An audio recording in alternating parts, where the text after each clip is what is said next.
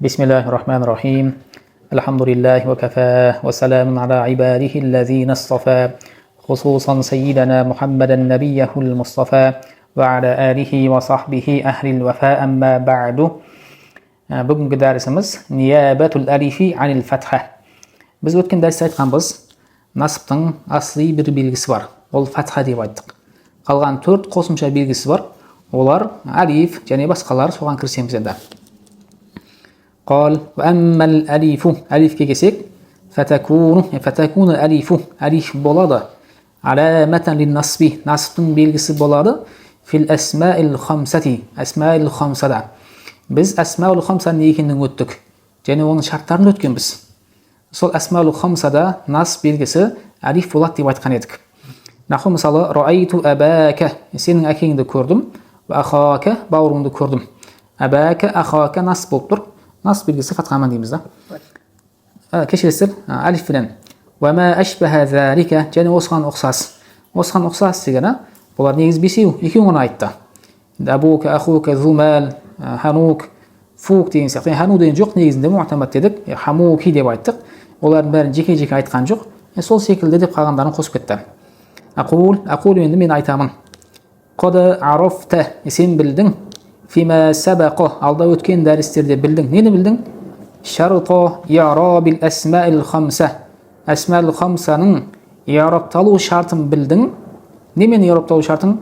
Bil wawi raf'an, raf халінде вауменен. Wal alifi nasban, насб кезінде алифпен. Wal ya'i jarran, жар кезінде яймен i'рабталу шарттарын білдің. Ол шарттарын жеке-жеке өткенбіз. Wal an, ал қазір болса нухбирука, біз саған хабар береміз. Немен? Би анна аламата, алама анна ихда хазихил калимат, бұл калималардың бірінің аламасы мансубатун, мансуба болуынан хабар береміз. Жалпы нәжді бірінші еуробын шығарайық. Бірінші екі анна келді. Бірінші аннан қараңыздар. Би анна аламата деп айтты. Аннаның исімі аламата. Хабар қайсы? Хабары уджудул алиф деген сөз. Түсіндік қой? Сіз қойыңыздар. Би анна аламата белгісі, бұл калималардың нас болу белгісі дейміз. Не ол десе? Уджудул алифи, алифтің болуы дейміз. Фи ахириха, ахири калимат. Осы калималардың соңында алифтің болу деп айтамыз. Енді екінші анна бар. Би анна аламата анна деп айтты. Аннаның исімі ихда, хабары мансубатун. Бұл өзі жеке дейміз да. Соны мағына былай шығады. Вал ан қазір нухбирука, біз саған хабар береміз. Немен хабар береміз? Би анна аламата анна ихда хазихил калимат, бұл калималардың бірінің мансубатун, мансуб болуының белгісі не десе? Уджудул алифи, алифтің бар болуы. Фи ахири хазихи калимат дейміз. Түсінді ма? Түсінді болса қайтынан аударайын. Нұртуған бірінші аннаның хабары қайсы? Би аннаның ба? Би анна алиф. Хабары. Хабар. Қан алиф қанда? Қандай алиф? Алиф жоқ қой бұл жерде. Енді тақдирам отты. Жоқ. Исімі Руслан аға сіз айтыңызшы. Исім ба? Исімі алим. Алам алып тұр ғой исімі. Хабары? Хабар мансуба алып тұр. Хабары қайсы? Мансуба. Жоқ. Уджудул алиф деп айтасыз. Уджуду деген сөз. Алифтің өзі емес. Уджуду деп айтамыз. Ал екінші аннаның исімі қайсы, Нұрбақыт? Екінші аннаның исімі ихта, хабары мансуб. Осылай шығарамыз. Сонда мағына дұрыс болады. Наху мысалы, ихтарим, құрметте, абака, әкеңді құрметте. Вансур, көмек бер, ахака, бауырыңа. Вазури, зури, қызға айтып бір, зура, зуру, зури дейміз, қыз әйел тегінде. Зури, сен қыз зиярат ет. Хамаки, хама деген қыздың қайнағалары еді. Қыздың қайнысы дегендей. Қайнағаларыңды зиярат ет деді. Ва наззиф фака, аузыңды тазала. Вала тахтарим, құрметтеме. Зәл-мари, мал иесін. Бай болған адамды құрметтеме. Лимарихи, малы үшін құрметтеме. Құрметте, сен адам болғанды үшін құрметте демекші. Факуллун мин абака, абака деген сөз. Ва хака, ва хамаки, ва фака, ва замал, зәлмал. Осы калималардың әрбірі фи хазихил амсила, осы мысалдардағы мансубы мансуб тұр. Неге? Лианнаху өйткені ол вақуа фиха ол жерде орын алды, маф'улан бихи болып орын алды. Ва аламату насбихи ал-алиф. Насб белгісі алиф деп айтамыз. Ниябатан анил фатха, фатханың орнына келген. Ва куллу минха мудафун, олардың әрбірі мудаф болып тұр. Өйткені бұлардың алифпен насб бола отыра i'rob алуының бір шарты мудаф болу керек еді. Ва ма бa'даху минал каф вал мал мудаф илейхи. Одан кейінгі каф, мал сөздері мудаф илейхи болып тұр дейміз. Ва лайса лил алифи, алиф үшін жоқ. Мауди'ун бір орын жоқ. Танубу фихи, фихини фил маудиққа жібереміз. Танубу фихи анил фатха. Фатхадан ере тұғын, фатханың найыбы болып келе тұғын. Алиф үшін орын жоқ. Сива хадал мауди'i, осы орыннан басқа. Жалпы алифтің орнына фатха келе деген бірақ орында. Ол да осы жерде айтамыз. Асмаул хамсалардың, асмаул хамса деп айтамыз болды. Ниябатул касрати анил фатха, касраның фатханың орнына келуі. Қал ва аммал касра, касра кесек, фатакуну аламатан лил насби, насбың аламасы болады. Қай жерде? Фи жам'ил муаннаси сарим. Муаннас саримнің көпше түрінде деп айтамыз. Aqul qad arafta fima sabaqa. Алда өткен дәрістерде сен білдің. Жам'ил муаннаси сарима. Жам'ил муаннас сарим сен білдің. Вал ан қазір нухбирука саған хабар береміз. Аннаху юмкинука, саған мүмкіндік туады. Ан тастадилла, дәлел келтіруің, дәлел алуың. Ала насби хадал жам'i, бұл жамықтың насб екендігіне. Немен десе, би уджудил касрати фи ахирихи, соңында касраның бар болуы менен. Несі бар болу себепті, сен оның насб екендігіне дәлел келтіре аласың. Ва залика наху қаулик, ол да нау секілді. Иннал фатаяти, фатаят жас қыздар. Ал мухаззабати, мухаззабатен әдепті. Әдепті болған жас қыздар юдорикна, қол жеткізеді. Ал мәжда биіктікке, жақсы дәрежеге қол жеткізеді. Қарасаңыздар, иннаның есімі керек. Есімі әрдайым нас болады. Әл-фатаяти, иннаның есімі дейміз. Бірақ есім болса да, нас белгісі фатаяти деп кәсірамен болды дейміз. Өйткені бұл жамау әл-муаннас сарим болып тұр. Қазір аштайды мұна. Факуллу минал фатаят вал мухаззабат деген сөздер жаму муаннасин сарим болып тұр. Вахума мансубан, бұл екі мансуб. Ликаунил аували, біріншісі, yani фатаят деген исман ди иннаның есім болғандығы үшін. Валикауни сани, екіншісі мухаззабат на'тан лил мансуб, мансубтың на'аты болғандығы үшін, сифат болғандығы үшін. Ва аламату насбихима ал-касра, насб белгілері касра екен, ниябатан анил фатха, фатхаға нияба бола отыра деп айтамыз. Сұрақ бар ма? Сұрақ жоқ болса, келесен бұлардың бәрі жеңіл негізінде. Ниябатул яи анил фатхати, яйдың фатханың орнына келуі. Қал, ва аммал яу, яйға кесек. Фатакуну, я болады. Аламатан лин насби, насбтың белгісі болады. Фит таснияти, екілік түрлерде. Вал жам'i, және жамықта. Негізі жамықтың баршасына болмайды. Жамық бұл жерде жам әл-музаккар сәлим деп түсінеміз. Енді оны қайдан түсініп алдың десе, егер таснияның қасында жамық деген сөз келсе, мұтлақ келсе, онда музаккар сәлимді түсінеміз дейміз. Бұл да Кафрауи өзінің шартына осылай келтіреді. Фамата зукира би жанибихи, қай уақытта таснияның жанында жамық деген сөз айтылса, фал мураду бихи жамул музаккар сәлим деген. Сол үшін музаккар сәлим деп түсінеміз. Aqul qad arafta al-musanna fima mada. Алдыңғы өткен дәрістерде мусаннаның екендігін білдің. Ва казалика qad arafta, сол секілді сен білдің. Жам'ал музаккари сәлим, жам музаккар сәлим сол кезде сен білдің екендігін. Вал ан, қазір болса, нухбирука, саған хабар береміз. Бианнаху юмкинука, саған мүмкіндік болады. Ан ta'rifa насбал вахиди минхума, екеуінің бірінің, екеу дегеніміз тасния мен жам музаккар сәлим. Сол екеуінің бірінің насб екендігін білуге шаман келеді. Білуге мүмкіндігін туады. Не себепті? Би уджудул яи фи ахирихи, соңдарда яйдың болуы менен. Бірақ екеуінің де соңында яй болып тұрса, қалай ажыратамыз деу мүмкін да. Қайсы тасния, қайсы жамық деген сияқты. Вал фарқу байнахума, арасындағы фарқы бұлай. Байнахума деген байна тасния вал жама. Екеуінің арасында айырмашылық бар. Айырмашылық бұлай екен. Аннал я фил мусаннада. Екілік түрде ол я былай келеді. Якуну ма қоблаха, қобла я. Яйден алдыңғысы мафтухан, фатхал болады. Қараңыздар бұны. Нау астында усфурайни деген мысал келген. Бұл екілік түрде тұр. Бұл жерде яй қараймыз. Яйды қарадық.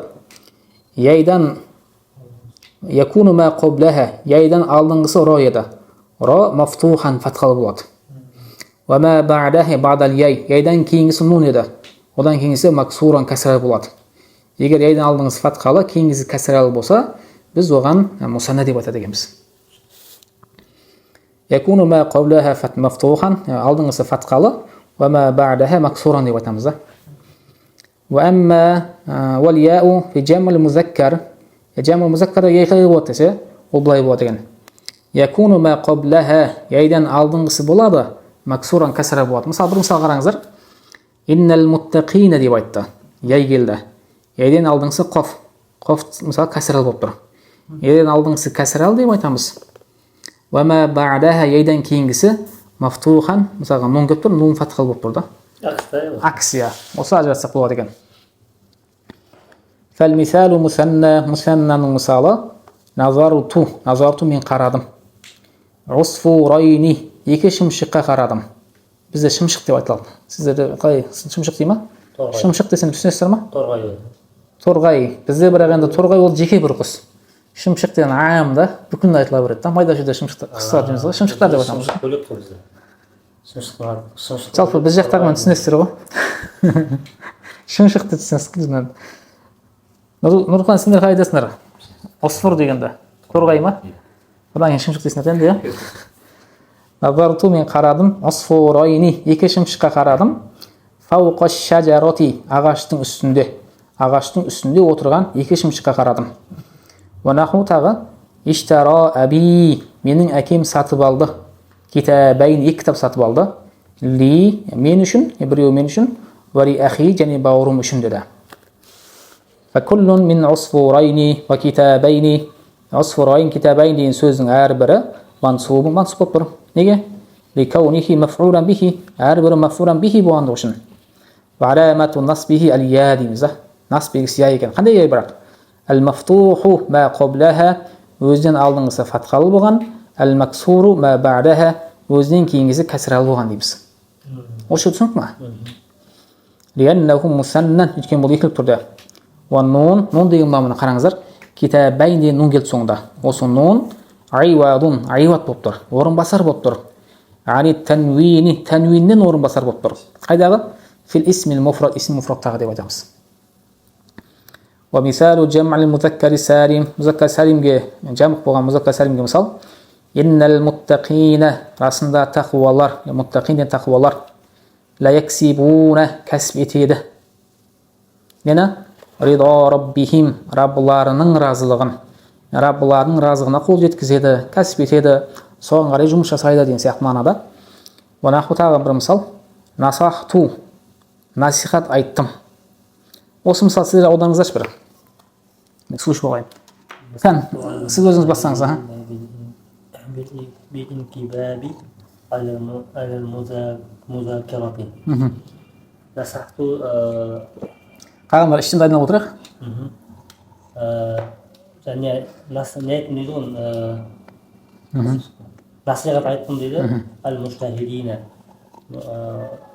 муштахидтарға насихат айттым дейді.Bil-инкибаби. Осыны білмедім. Ал-музаккара. Бір неде жиында сонда муштахидтарға Ақыл айттым дей ма? Сізгі 20% дұрыс болды. 100%-ден 20%. Бірақ өте жақсы. 20%-ның өзі ол оңай емес. Қалғандары 10%, тағы да 10%-дан 5%-дан қосып жегенді. Нұртуған, сен өзің аудар шықаны. Қосып тұрсың әлде? Қосасың ба? Абылай өзің не дейсің? Нұрбақты өзің тошкісін қойысың мен. Инкибаб мағынасы неге тұр ғой? Соны білдіріп болып тұр ғой сол. Қараңыздар былай дейді. Қайталауға насихат қылып жатыр ма? Қайталау деген сөз бен 30% болды сіздің аударғаныңызға. 20%, үстіне 10% болды, 30 болды. Инкибабты абылай шығарса сонымен шығатын еді. Қараңыздар мына. Насахту, мен насихат айттым. Әл-муштахидин, муштахид болған шәкірттерге. Муштахидтерге, ынталы шәкірттерге насихат айттым. Немен десе, бил-инкибаби, Инкибаб деген жалпы илтизам, жабысу мағынасында, ұстану мағынасында. Ұстану менен, жабысу менен не нәрсеге? Алал музакара. Музакара деген жалпы иштиғал мағынасында. Енді иштиғал дегеніміз дәріспен шұғылдану, дәрісті қайталау деген сияқты. Музакара жасаймын дейді ғой. Дәрісті қайталауға, жабысуға, соның қатаң ұстануға ынталы шәкірттерге насихат айттым дейді. Түсінікті? فكل من المتقين والمجتهدين متقين مجتهدين бұлар мансуб болып тұр.